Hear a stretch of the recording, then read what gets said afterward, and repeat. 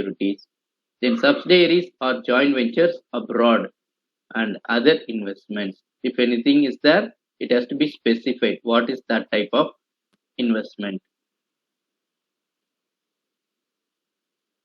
And we'll move on to advances. In advances, there are three-way classification. What is the three-way classification? Some places we have seen two-way classification. But here in advances, it's a three-way classification. The primary classification is A. What is that? It is the type of advances. Bills purchased and discounted will be one type. Cash credit, overdraft, and loans repayable on demand will be the second category. Term loans will be the third category. In most of the questions, you will have this information. So this is the primary classification. If the question gives other information, then you have to additionally you have to classify this way also. Advances can be classified into secured, covered by bank and government guarantees, and unsecured. So this is another way of classifying the advances. So there is still another way in which we can classify. It is based on location. Advances in India, and within in India you can mention how much to the priority sector, how much to the public sector, how much to the bank. Usually banks will look for profits. So which sectors are profitable? If you give to a large company, the loans are more profitable because one loan size will be 10 crores, 15 crores like that. And if you give to the loans to large companies, the general expectation is that their repayment will be prompt. But if you give loans for the purpose of agriculture, there's a lot of probability of failure because our country agriculture is we cannot depend. One year there will be floods, another year there will be a drought. So year after year there will be some problems to the agriculture sector, and the ticket size of the loans will be like 50,000, 1 lakh like that. So for 10 crore loans you have to give it to some 1,000 people, 2,000 people like that. So the documentation, processing, everything will take a lot of time. And if you give loans to education sector, again you have to give it to so many people, and the default rate is very high.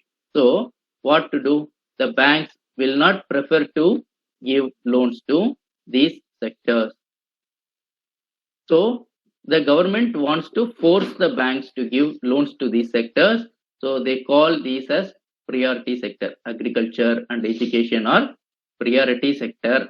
Banks have to give a certain proportion of their loans compulsorily to this priority sector. If they don't do that, then they have to pay penalty. So these are called the priority sector: agriculture, small businesses, and education loans like that. And then public sector, government or public sector companies, and then banks, then others.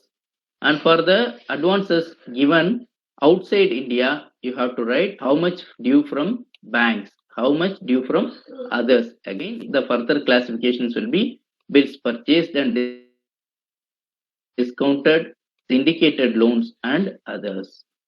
Then we'll move on to the Schedule 10, fixed assets. Here, the bifurcation is into one, premises and other fixed assets.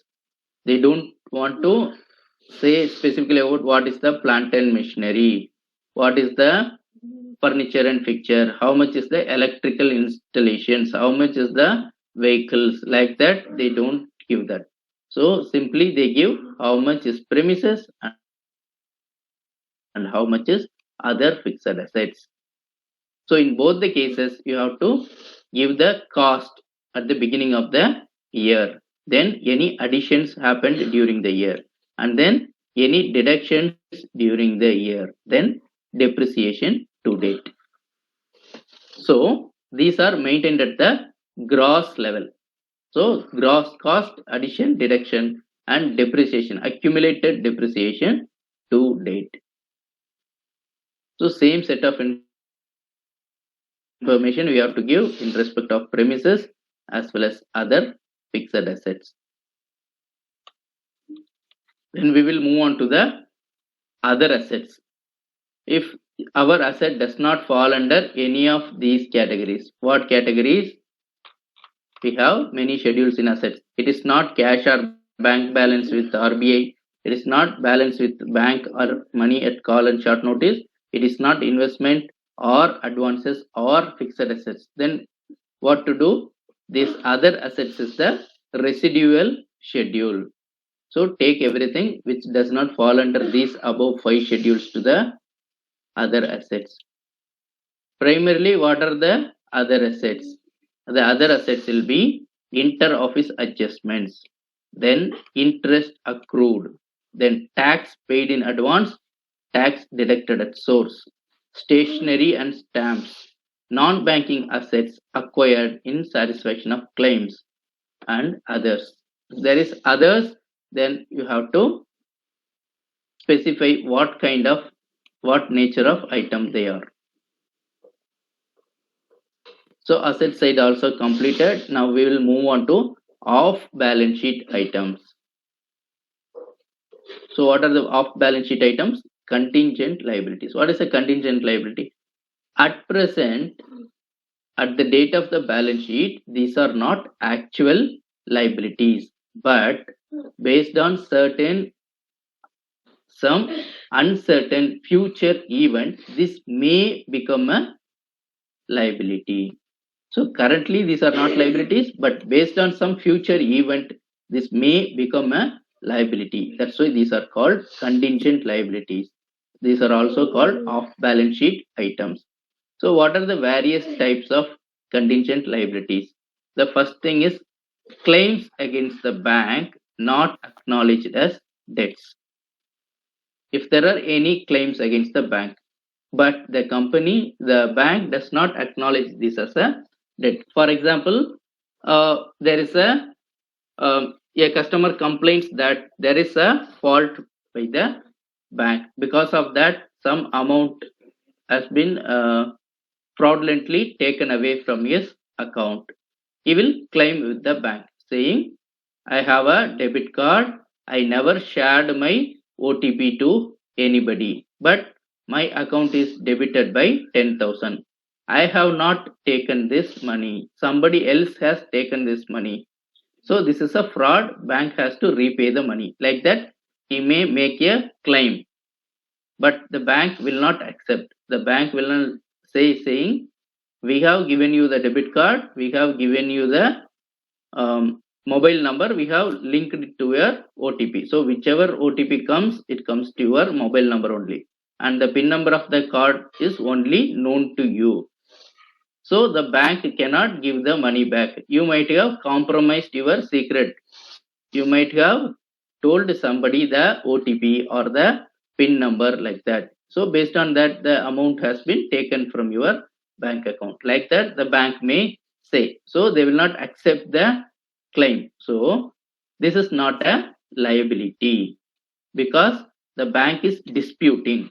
But what happens is the customer will go to the court. He will file a case. If he proves in the court that because of failure from the bank side, the fraud has happened, then he will win the case. At that time, the bank will have to pay the money. So then it will become an actual liability. So when the claim arises, it's a contingent liability, but in future it may become a actual liability. So till the time it is proven that it's not an actual liability of the bank, it will be shown as the contingent liability. Similarly, liability for partially paid investment. What is that? If the bank is investing in some shares, if the bank has subscribed to the IPO and we have paid the application money, for example, if we applied for 10,000 shares of 10 each, then the bank will have to pay 1 lakh rupees. But the application money will be, let us say it's only rupees 5. Then what happens? At the time of application, the bank would have paid 10,000 shares into 5, 50,000 rupees. The balance 50,000 is called the liability for partially paid investment, because as and when the calls are made, the bank will have to pay the money. So these are called liability for partially paid investments. Then liability on account of outstanding foreign exchange contracts. So forward exchange contracts will be there. Why? Because many banks have uh, foreign branches, as well as sometimes they give foreign currency loans, and sometimes they have foreign currency deposits as well. So what happens is, if the foreign exchange rates changes, our liability also changes. For example, if you are taking a deposit from a NRI, non-resident Indian, who is in US, if he wants to make a deposit of $1 lakh, so he will today he will deposit $1 lakh with us. So what we will do is, what is the current exchange rate? Today's foreign exchange rate will be around 75. So we will credit 75 lakhs and we will pay him interest. If he says, I will take the deposit back in US dollars after 1 year, then what we'll have to do is, after 1 year, the bank has to repay in terms of dollars. After 1 year, the dollar rate may be 80 rupees or 70 rupees. So then what happens? There is a exchange, foreign exchange appreciation or depreciation. If it becomes 80, what happens? We got 75 lakhs only by exchanging $1 lakh, but we'll have to repay 80 lakh Indian rupees. Then only we get $1 lakh. So foreign exchange loss is there. But the other side, if the rupee strengthens, if it becomes 70 rupees equal to $1, then what happens is, we will pay only 70 lakh rupees and we will get $1 lakh. We will pay the depositor. In that, there is a foreign exchange gain of 1 lakh. So, sorry, gain of 5 lakhs. So in many cases, because of this foreign exchange, there will be a appreciation or a depreciation. There will be a loss or gain. But we don't want to see these gains or losses in a big way. So they will hedge their foreign exchange positions using forward exchange contracts. If there are any liability on account of forward exchange contracts, it should be part of the contingent liability. Then guarantees given on behalf of constituents in India and outside India. We have seen that acceptance, endorsement, and other obligations account. As part of the special transactions in bank, we have seen that we prepare a memorandum account. The name of that is acceptance, endorsement, other obligations account. Whatever balance is there in that particular memorandum account, we have to show it here, because this is the sum total of guarantees given on behalf of constituents. Then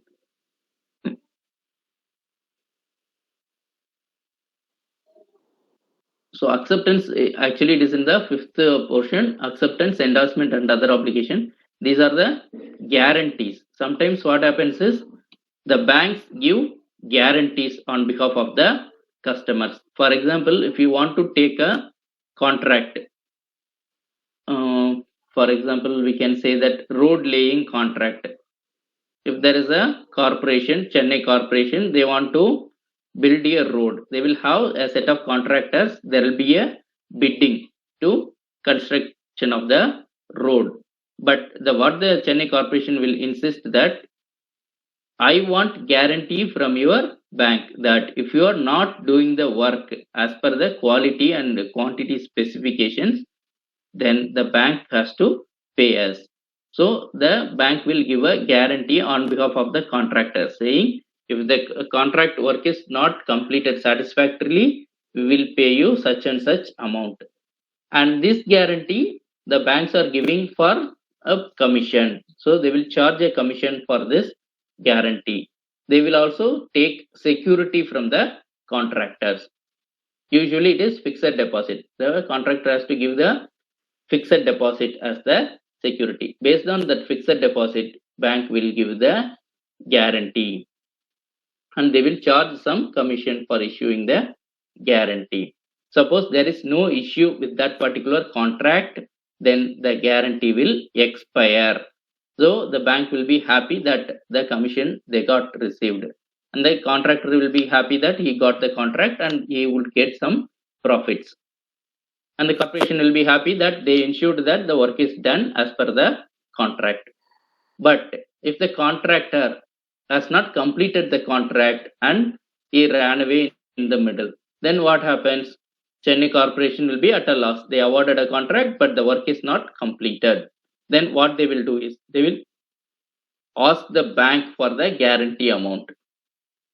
So then the bank will contact the contractor asking why you have not done the contract as per the terms. So the Chennai Corporation asking the guarantee money. If the contractor is not giving any sufficient explanation, then the bank will be forced to give the guarantee amount to the Chennai Corporation.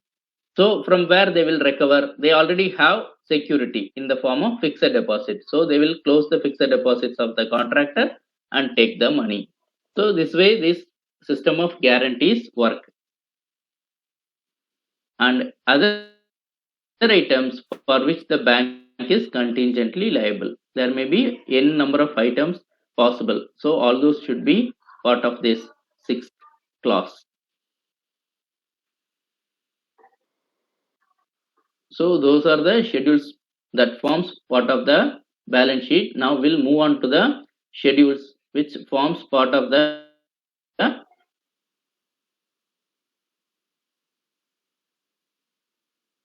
profit and loss account.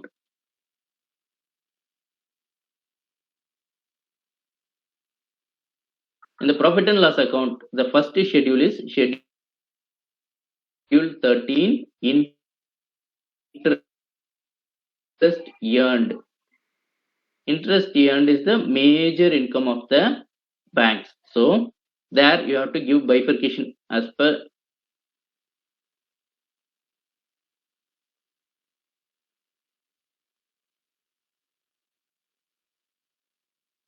interest or discount on advances or bills. Then income on investments.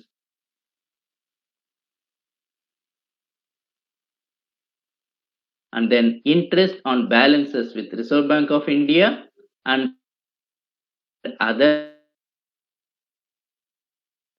interbank funds. And if there are any other income, that also you have to mention. These are the interest earned.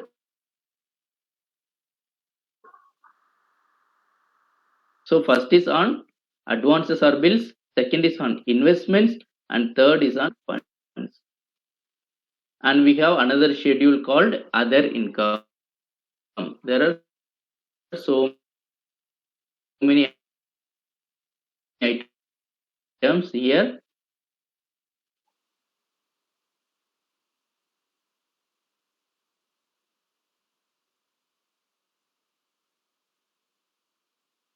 These are called commission, exchange, and brokerage.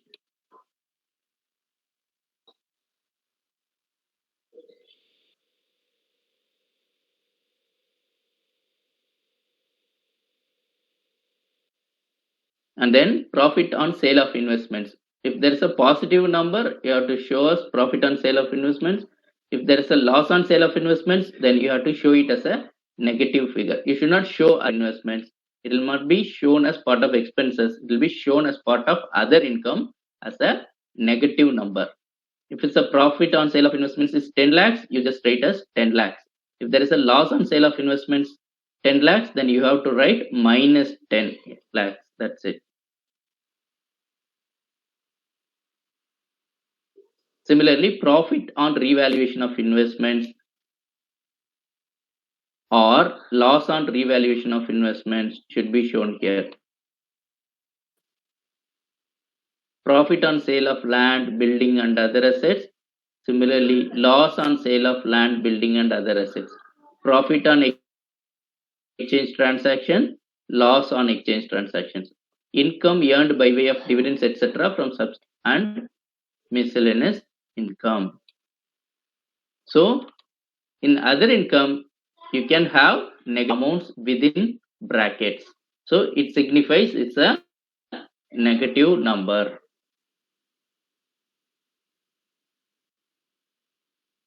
Usually in balance sheets, we will not use any negative numbers. We will always use a other income. Negative numbers are possible. If there are any loss like sale of investment, revaluation of investment, sale of land, exchange transactions, in all those things, you can very well show a minus figure. And the total of the other income also, sometimes it may be a negative number within brackets. Then we will move on to the interest expenses. The major expenses a bank will incur is the interest. So first is interest on deposits and second is interest on Reserve Bank of India or interbank borrowings and other interest.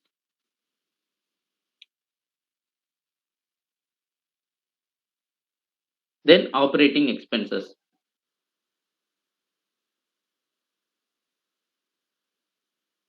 Apart from interest expenditure, everything else will fall under the operating expenses. So the total expenses of a bank, you just split into two. One is with respect to interest, whether it's interest on deposit or interest on others or interest on Reserve Bank of India or interbank borrowings. So all other items you include under the operation. For employees, rent, taxes and lighting, printing and stationery, advertisement and publicity, depreciation, director's fees, postage, telegram, telephone, repairs and maintenance, insurance and other expenditure. All these will be part of the Schedule 16 operating schedules. That's part of the financial statements. First, next is 6 schedules, asset side of the balance sheet, and schedule number 12 off balance sheet item, and schedule number 13, 14 income, 15, 16 expenditure. So you should first fill up this format. One page we should leave it for the preparation of balance sheet. You have to give the particular schedule number and you have to exactly use these schedule numbers. You cannot use it in as per, then you should have the current year figure. Another page, fresh page, you show it the form of profit and loss account. It all schedules for income, expenditure and profit and loss for the year. In the subsequent pages, what not more than that, then it will be looking very cramped. Leave a few lines. Then schedule number 2 reserves and surplus. Leave a few lines. Then schedule number 4 borrowings. So for one page you can write schedule number 5, 6, 7, 11, 12. If it involves preparation of profit and loss account 14, 15, but for separate page because it will be having so many items, very critical. So for schedules you can use one page. For profit and loss account schedule number 16 you have a separate fresh page. Like that you can have. So if the schedules, then you should have one page for balance, 5 pages in fact for schedules. If it involves only the balance sheet preparation, balance sheet will be in one page and schedules will be in 3 pages. If you are going to prepare only the profit and loss account, Then profit and loss account will be in one page and schedules will be in two pages.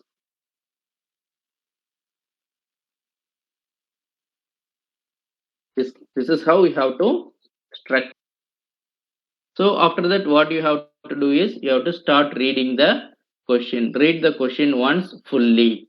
After that, one by one, you have to take the items to the respective schedules.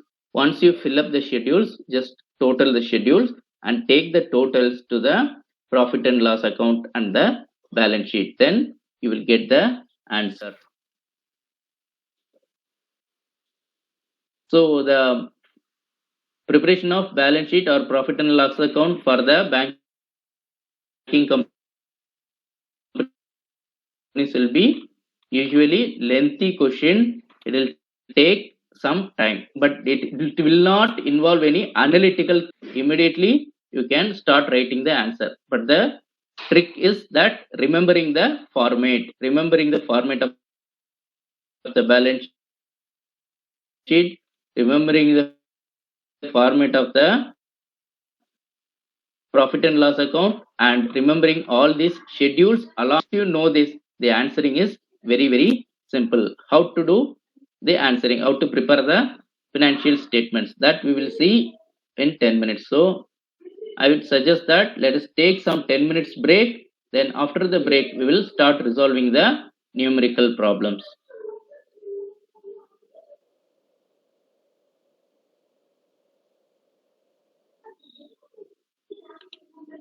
So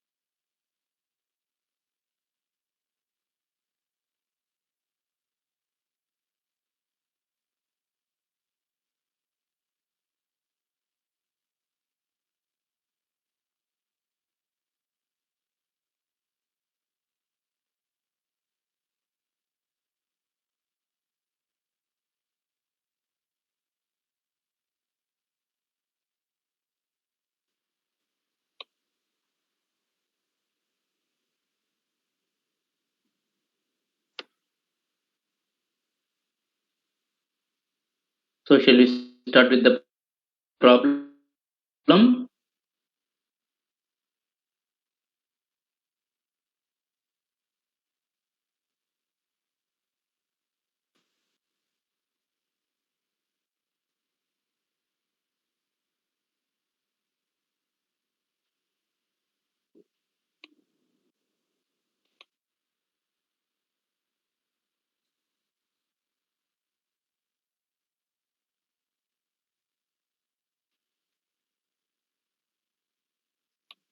Let's move on to the practical problem.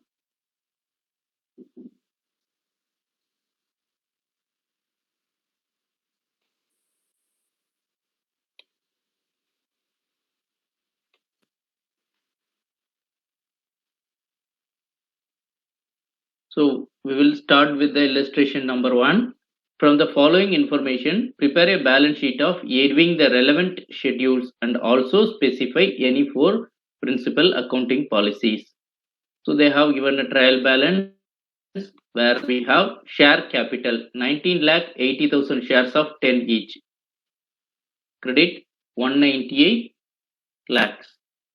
And then statutory reserve 231 lakhs. Net profit before appropriation 150 lakhs. Profit and loss account 412 lakhs. Fixed deposit account 517 lakhs. Savings deposit account 450 lakhs. Current accounts debit 28 lakhs, credit 520.12 lakhs. Bills payable 0.1 lakhs. Cash credit 812.1 lakhs. Borrowings from other banks 110 lakhs. Cash in hand 160.15 lakhs. Cash with RBI 37.88 lakhs. Cash with other banks 155.87 lakhs. Money at call 210.12 lakhs. Gold 55.23 lakhs. Government securities 110.17 lakhs. Premises 155.70 lakhs. Furniture 70.12 lakhs. Term loan 792.88 lakhs. The total 2588.22 lakhs. They have given some additional information as well. Bills for collection 18 lakh 10,000. Acceptances and endorsements 14 lakh 12,000.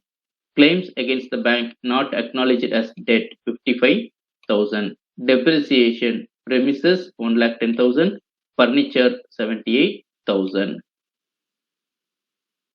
50% of the term loans are secured by government guarantees. 10% of the cash credit, including debit balance in current account, is unsecured. Transfer 25% of its profit to the reserve fund. So there is one more requirement. They say the different version of study material. In the latest version, they say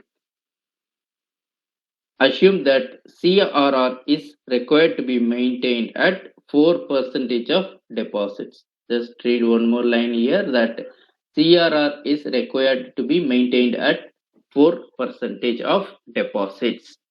So we should keep that in mind and we have to give our answer.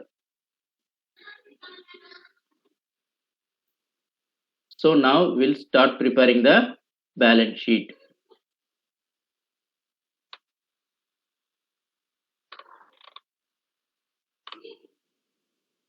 So the requirement is prepare a balance sheet with schedules. They have not asked about profit and loss account because they have prepared the net profit before appropriation. So to be noted is when we will reach this stage net profit before appropriation, we should have all the incomes, other incomes, then interest expenses, then operating expenses, then only we will reach this stage of net profit before appropriation. And depreciation is also part of the operating expenses. But in additional information, they have given depreciation premises, depreciation furniture. Should we again deduct from this net profit? No, because this is not net profit before depreciation. They have not said that this is before depreciation. They say that this is the net profit before appropriation. This stage comes only after deducting the depreciation. So that we should be careful in this particular problem. So this is only an additional information saying, so while calculating the net profit before appropriation, this is the amount of depreciation charged. So the premises account as well as furniture account given here is after deducting the depreciations. After deducting this 110,000 and 78,000. So these are the net balances after depreciation. This is the profit after depreciation. So one of the points to be remembered.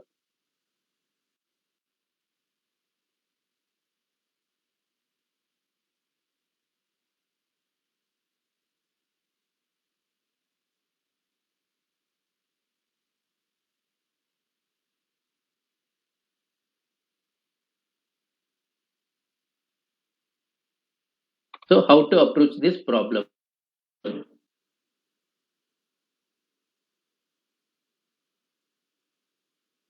How to approach this problem is that first we have to prepare the format of the balance sheet. So I am preparing the format of the balance sheet.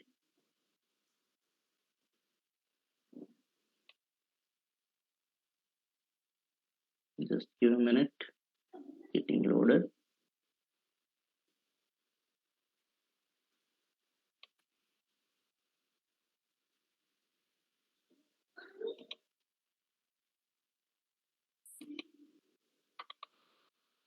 So this question is about preparation of balance sheet. So I start with illustration 1.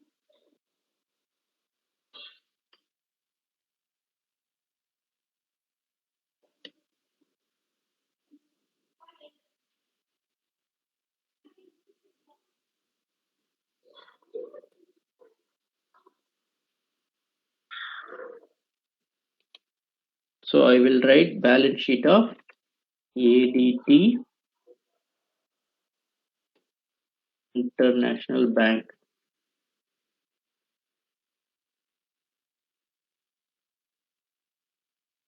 as on 31st March 2011.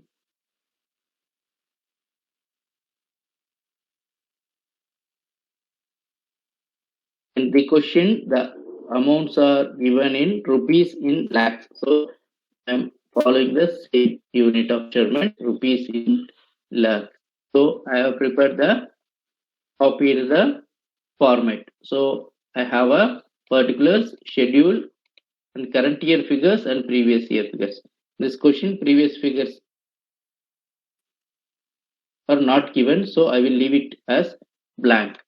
So then I'll move on to the schedules. Schedules I will prepare like this. I have a schedule number, current year figures and previous year figures. So I need all the 12 schedules. Since I am preparing the balance sheet, I have the schedule number 1, schedule 2, schedule 3, schedule 4, schedule 5, 6, 7, 8, 9, 10, 11 and 12 contingent liabilities. So I have prepared the schedules. First we have to prepare the blank format of the paper. You have to have 4 schedules each page, 4 schedules you should have. Then only we'll have sufficient space. So now I will start with the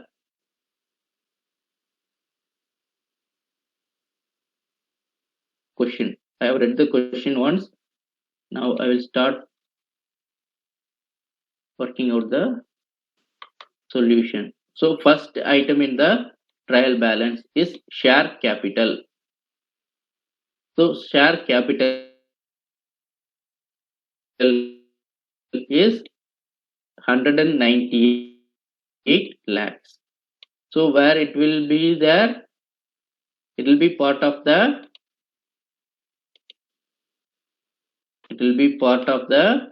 capital schedule. So I have to go to the page where I have the share capital schedule. In this I will give share capital. The amount of capital I have it share capital. I will write authorized, issued, subscribed,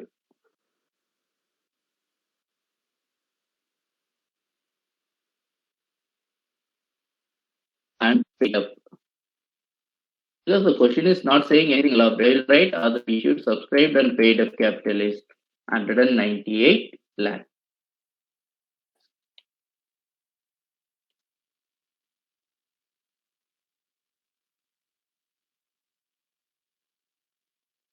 So one item over in the trial balance. I should move on to the second one.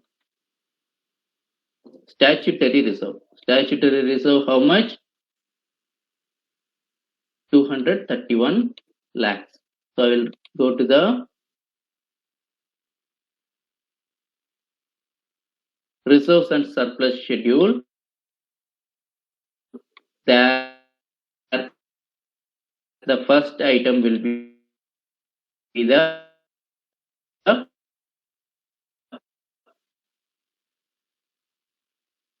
statutory reserves, and on the statutory reserve I will give the opening balance. The opening balance in statutory reserve is 231 lakh. So this is finished. Then I will move on to the net profit. So where it will be part of the reserves and surplus schedule, but the balance in profit and loss account only I should, and whatever is the current year's profit and the appropriations and the closing balance. What I have to have here is only the closing balance. If you prepare the profit and loss account, you will be doing all these calculations. But in this case, we are doing only the balance. So what we will do, instead of preparing a profit and loss account elaborately, we will prepare one working note. So in working note, what we will do,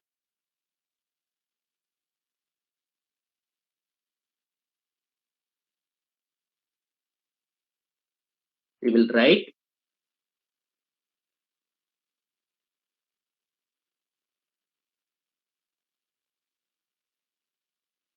what is the profit and loss account opening balance.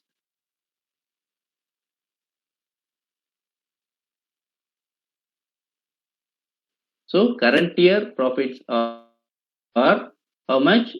150 lakhs. So I will write current year profit 150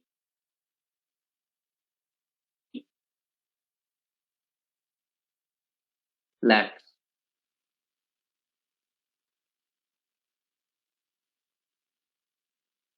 Then how much should be transferred to the statutory reserve? If the question is silent, we will transfer 20% because that is the requirement applicable as of now. But this question says 25% of its profit to the reserve fund. So what I should do? I should transfer 25% to the